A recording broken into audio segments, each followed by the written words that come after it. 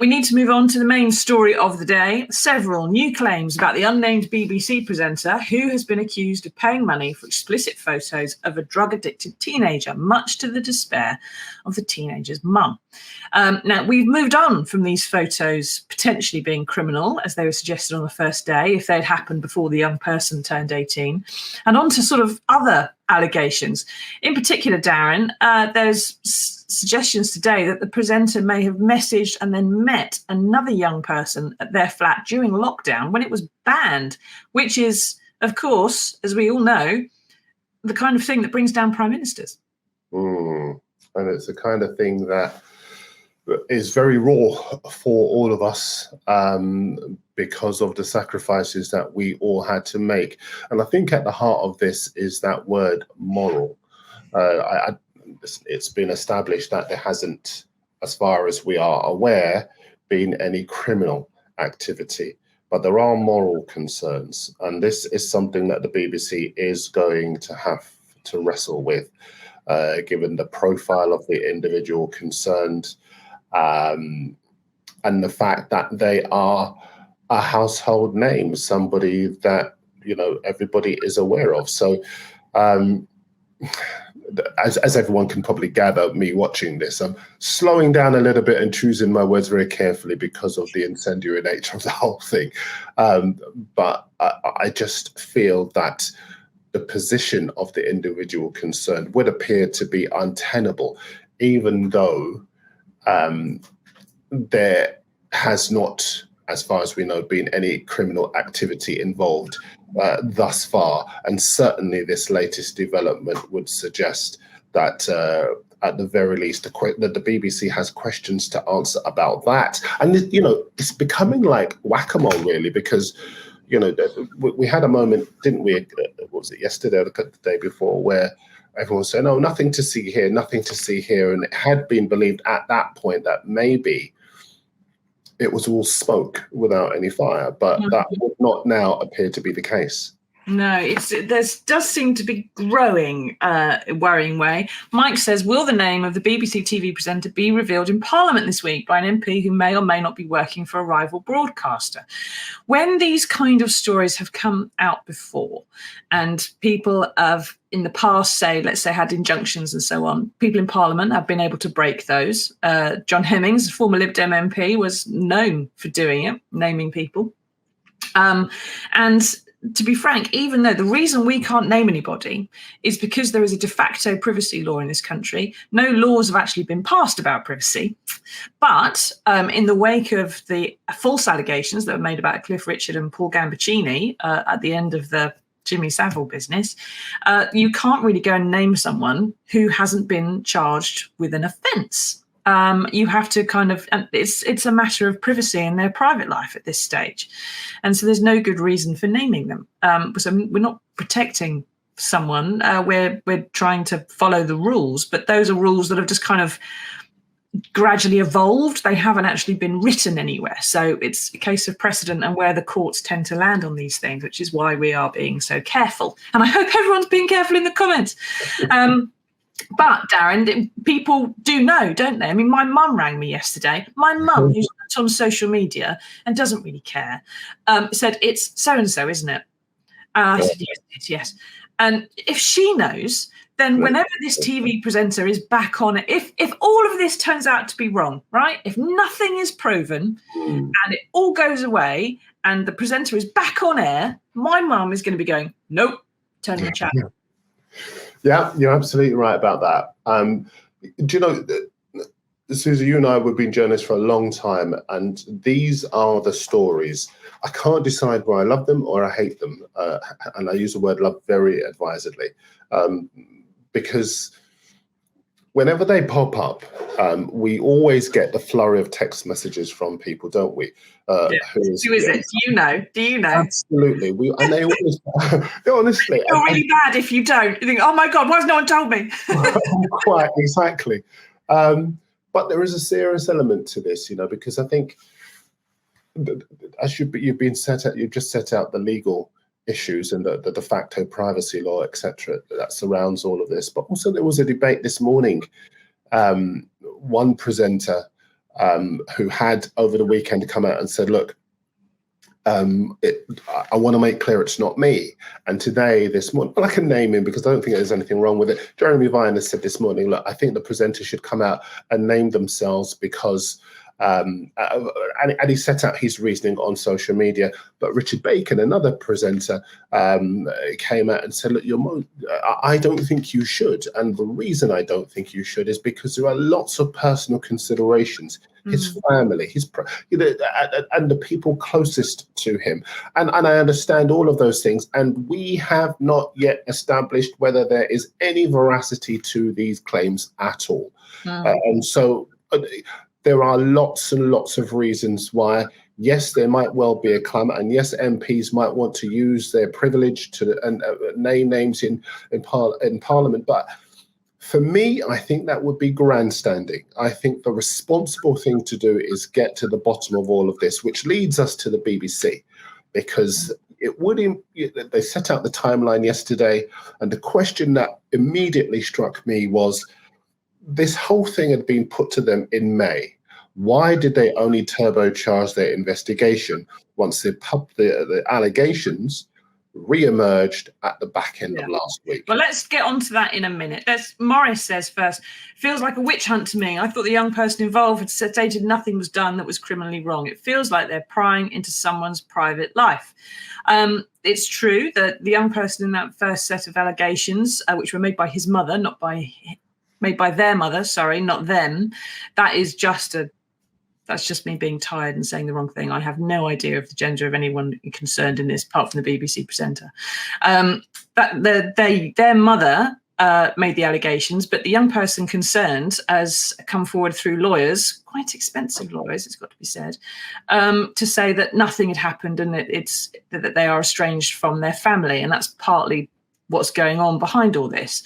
But then again, I'm afraid, Morris, if someone does have a drug problem, they're often quite unreliable. And I would suggest as well that the Sun would not have started publishing this stuff unless they had managed to pass it through their own lawyers and checked it all against the rules and regulations and so on. It's so likely to cause exactly this kind of fuss that it would have been very, very, very thoroughly checked and legaled first in terms of what evidence they had, which we haven't seen, of course.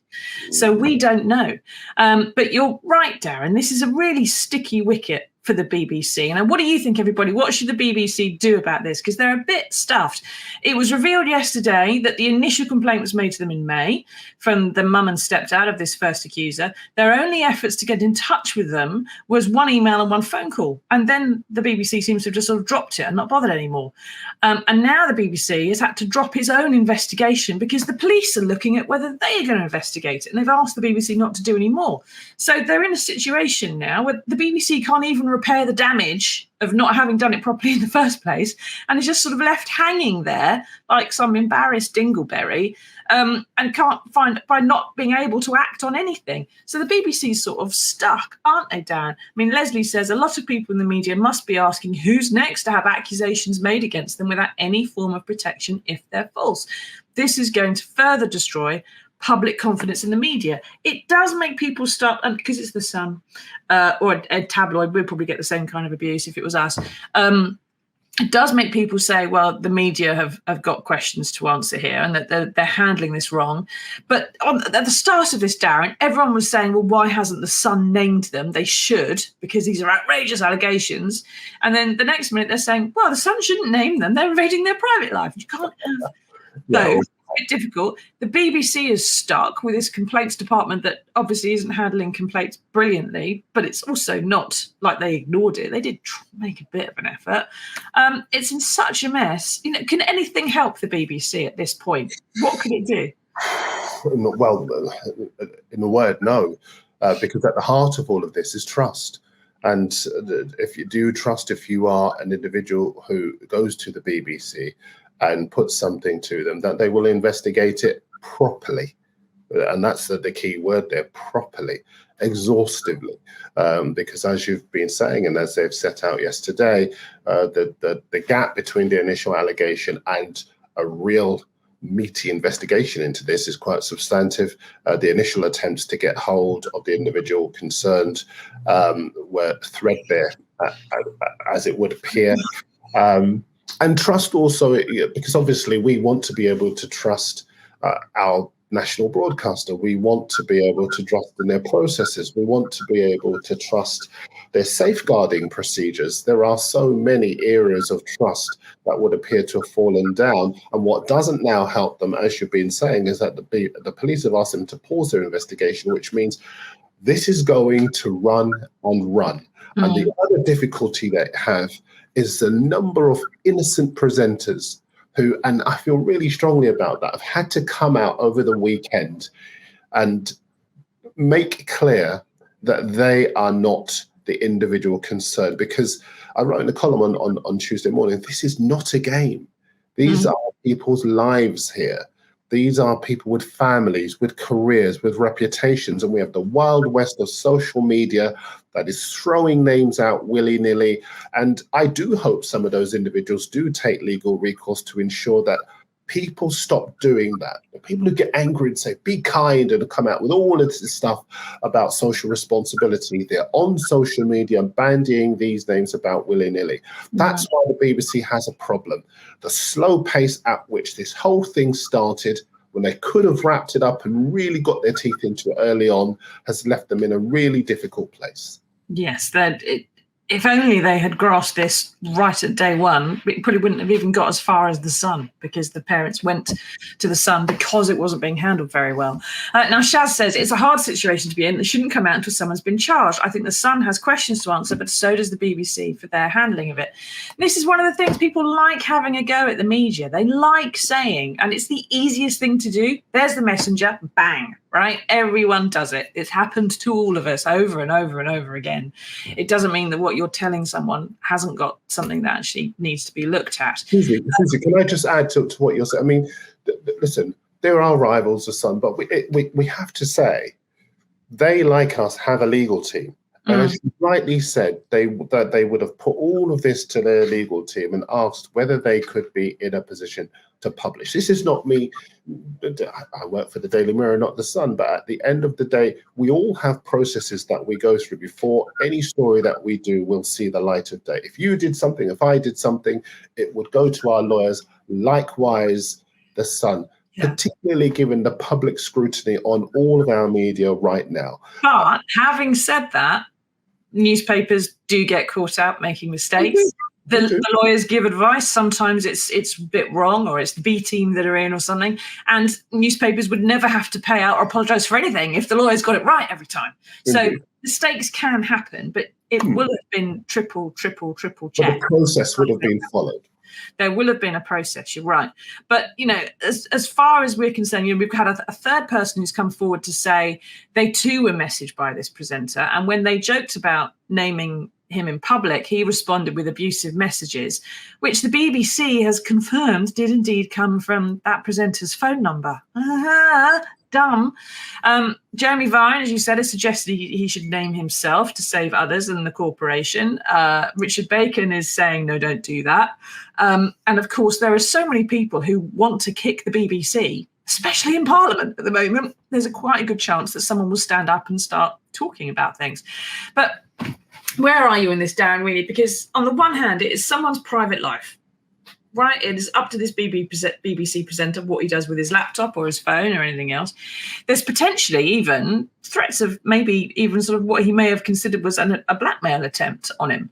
But on the other hand, this is someone who works for an organisation whose news presenters in the past couple of years have had to report on lockdown busting parties, why they're criminal, how important it is to hold those who are in authority in our society to account, whether they're elected or not. And how can that be tenable? If you are, if you remember one of the COVID bereaved, if you were upset that Boris Johnson was having lockdown parties, that an allegation that a household name was also having lockdown busting meetups is just as bad, isn't it? Surely it's something there is a public interest in exposing to some extent. I think so, but the key word again is allegation.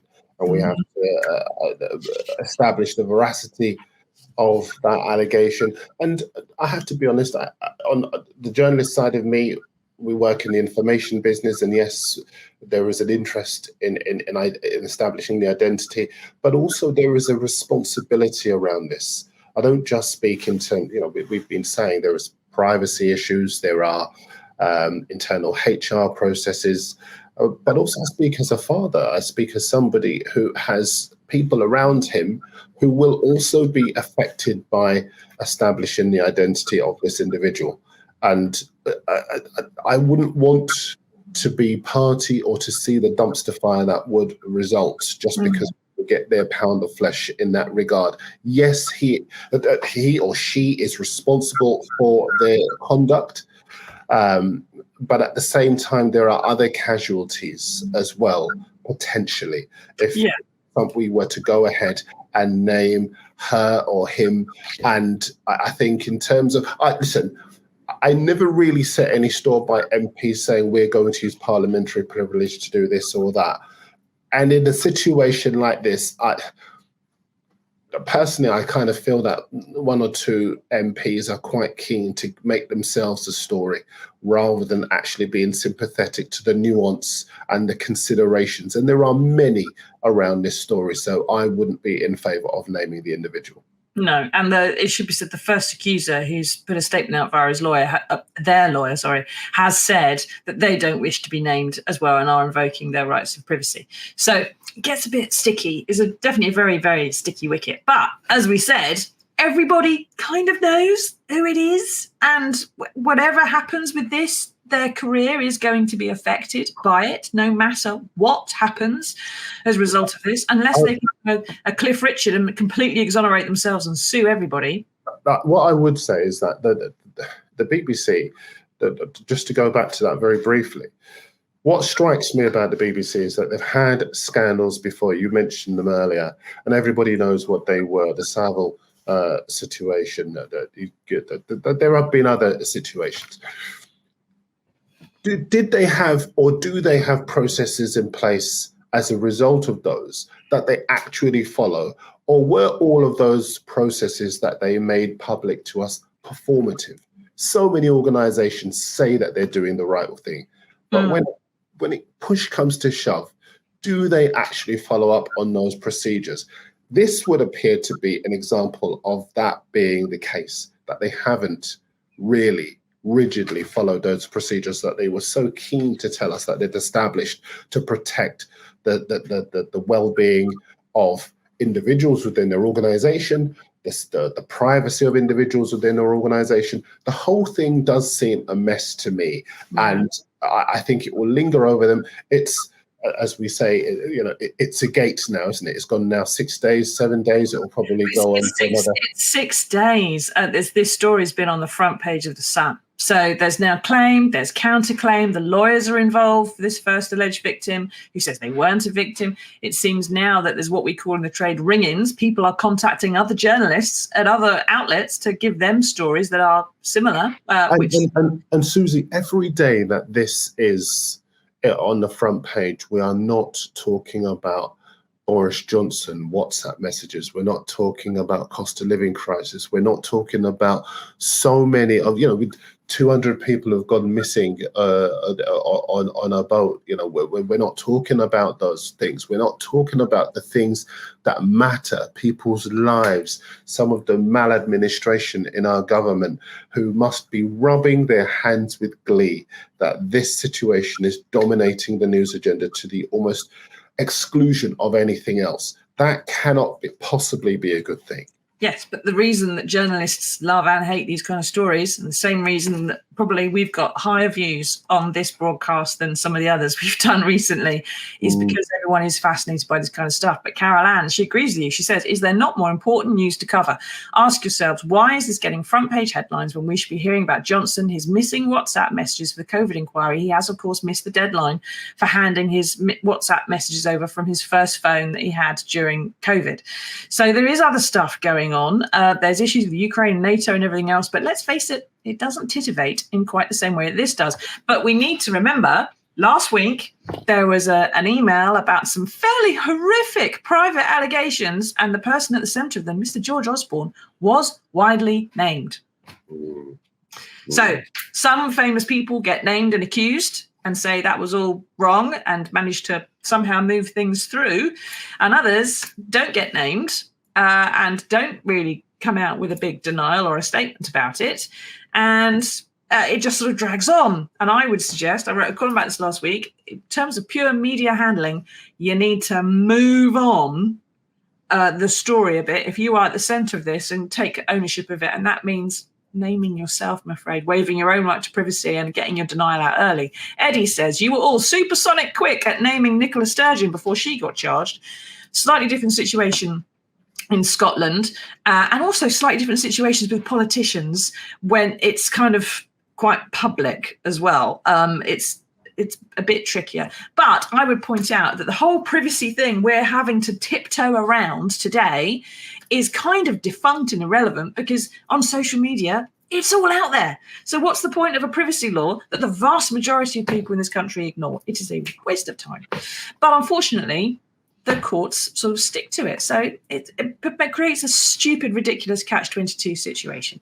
We are where we are, and we'll have to see how it pans out. I predict the name being held will not last until Friday, but we shall see, won't we?